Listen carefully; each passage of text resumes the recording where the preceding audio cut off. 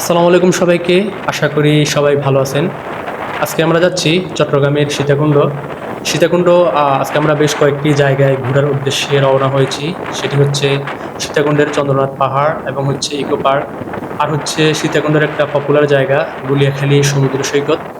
তো আগে আমরা আরও বেশ কয়েকবার সীতাকুণ্ডে যাওয়া হয়েছে। এবারও যাচ্ছি, কারণ এর মাঝখান দিয়ে অনেকদিন যাওয়া হয়নি সেখানে।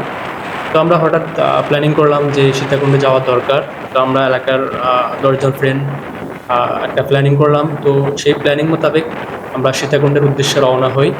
তো এই যাত্রাটা ছিল আমাদের একটা বাইক ট্রিপ। তো আমরা সকাল সকাল নোয়াখালী মাইজদি থেকে রওনা হয়েছি। আমরা রওনা হয়েছি ভোর ৬টায় মাইজদি থেকে। কারণ হচ্ছে সকালবেলার জার্নিটা একটু ভালো লাগে, আর হচ্ছে সকালবেলাতে একটু যানজটও কম থাকে। তো আর যেহেতু আমাদের এটা অনেক দূরের একটা যাত্রা, দুই একটা জেলা পার হয়ে যাওয়া লাগে, তো সেই হিসেবে আমাদের প্রস্তুতিটা নেওয়া লাগছে। আর হচ্ছে আমাদের এর আগে এত দূরে আর কখনো বাইক জার্নি করা হয়নি। তো সেই হিসেবে আমাদের এটা বাইক জার্নিটা আমাদের প্রথম এত দূরে। তো আসলে খুবই ভালো লাগছে। আর বিশেষ করে ফেনী চট্টগ্রাম মহাসড়ক এবং ঢাকা চিটাগাং হাইওয়ে যে সড়কটি রয়েছে, এই সড়কটি দিয়ে আসলে বাইক জার্নি করার মজাটাই আলাদা। কারণ হচ্ছে এর চারপাশের যে ভিউগুলো রয়েছে তা আসলে দেখার মতো। আর হচ্ছে এই ৪ লেন রাস্তাটার মাঝখানে যেই গাছগুলো লাগানো থাকে, বিশেষ করে এখানে সবগুলোই ফুল গাছ লাগানো থাকে। যতদূর চোখ যায় ততদূর এই কৃষ্ণচূড়া, রাধাচূড়া গাছগুলো চোখে পড়ে। তা আসলে সত্যিই ভালো লাগা কাজ করে। আর হচ্ছে ফেনী পার হয়ে যখন মিরসরাইয়ের দিকে যাত্রাটা হয়, তখন রাস্তার বাঁ পাশে দূর থেকে যে পাহাড়গুলো দেখা যায়, তা সত্যিই আলাদা একটা ভালো লাগা কাজ করে। কারণ হচ্ছে এই পাহাড়টাও ঠিক যতদূর চোখ যায় ততদূর এই পাহাড়টা চোখে পড়ে।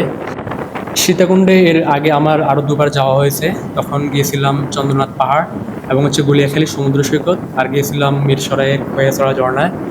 তো আমরা আবারও যাচ্ছি সীতাকুণ্ডে, এবারও যাচ্ছি গুলিয়াখালী সমুদ্র সৈকত এবং হচ্ছে চন্দ্রনাথ পাহাড়। তো আরেকটি জায়গায় আমাদের আগে যাওয়া হয়নি, সেটি হচ্ছে ইকো পার্ক।